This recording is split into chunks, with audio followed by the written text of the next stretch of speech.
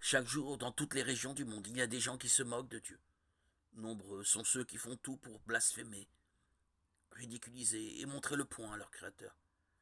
La quantité de moqueries est décourageante et leur audace est souvent à couper le souffle. Dieu voit tout cela et il pourrait bien faire quelque chose.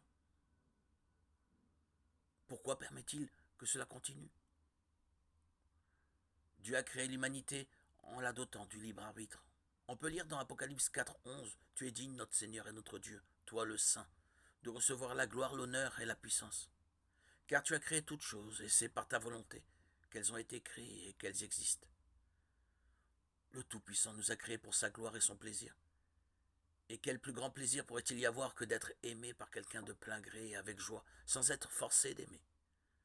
Dieu n'a pas créé des drones sans cervelle qui ne feraient qu'exécuter ses ordres.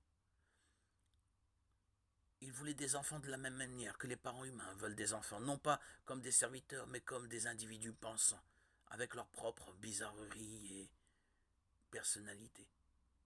Dieu voulait être en communion avec nous, avoir une relation avec nous. L'amour véritable, authentique et volontaire. Et parce que Dieu a créé l'humanité de cette façon, bien sûr, il n'y était pas obligé, mais il l'a choisi. Nous avons le choix de lui désobéir, de le blasphémer, même de nous moquer de lui. Mais nous sommes avertis dans Galates 6:7 que l'on ne se moquera pas toujours de Dieu. Le blasphème et la dérision sont temporaires. Il y aura un jour où il faudra rendre des comptes et en définitive, un homme récolte ce qu'il a semé. Nous avons la capacité de choisir le bien ou le mal, le bon ou le mauvais.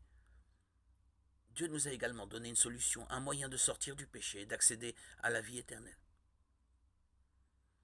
Jésus-Christ a fourni le moyen de rétablir une relation d'amour avec Dieu par son sacrifice sur la croix